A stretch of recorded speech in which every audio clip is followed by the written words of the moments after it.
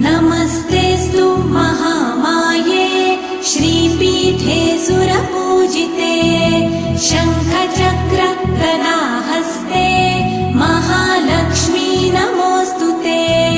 नमस्ते गरुडारूढे कोलासुरभयङ्करी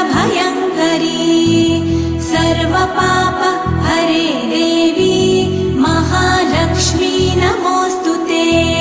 महादेव्यै च विद्महे विष्णुपत्न्यै च धीमहि तन्नो लक्ष्मी प्रचोदयात्।